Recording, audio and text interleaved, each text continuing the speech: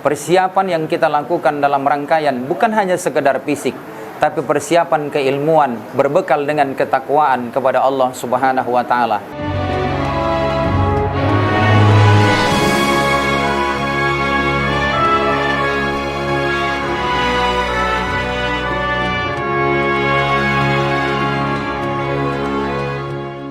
Ada ketika orang bertanya, kenapa ibadah haji itu batal? Kenapa ibadah haji itu tidak diterima oleh Allah Subhanahu wa taala? Pastinya adalah ketika dikatakan batal, ada rukun yang tertinggal dalam pelaksanaan ibadah haji.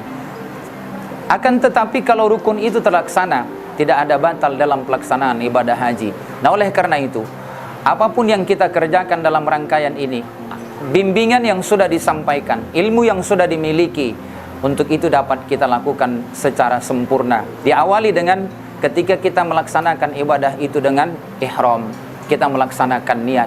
Kemudian ada pelaksanaan tawaf, kemudian ada pelaksanaan wukuf di Arafah, kemudian ada pelaksanaan sa'i, kemudian ada pelaksanaan tahallul, kemudian tertib.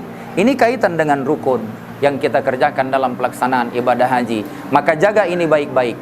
Ada yang diwajibkan dalam haji. Ketika kita melontar Jumratul Aqabah, itu adalah wajib haji.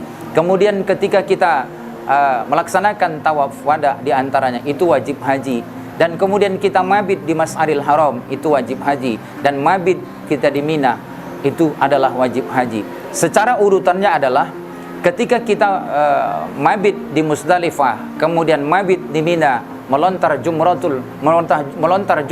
dan kemudian ketika kita tawaf wada, inilah wajib dalam pelaksanaan ibadah haji.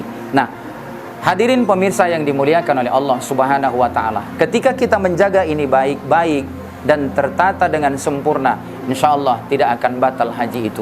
Lalu kemudian upaya apa yang harus kita lakukan? Kita ikut, ada komando, ada yang memimpin. Di dalam pelaksanaan ibadah haji yang menyertai jamaah, ada pembimbing ibadah. Saya yakin kita memahami itu semua. Pergerakan pelaksanaan ibadah haji tidak terlepas dari pembimbing-pembimbing yang ada. Terlebih-lebih di saat ini, yang mereka lakukan dengan pembimbing karom gitu. Karom ini juga memahami itu, dan kemudian mereka bisa mengingatkan kepada rekan-rekan yang melaksanakan ibadah haji. Insya Allah tidak akan terdapat hal-hal yang kita tidak inginkan batal dalam pelaksanaan itu. Jaga itu baik-baik. Insya Allah pelaksanaan itu akan terlaksana dengan baik. Saya pikir ini yang dapat saya sampaikan. Wassalamualaikum warahmatullahi wabarakatuh.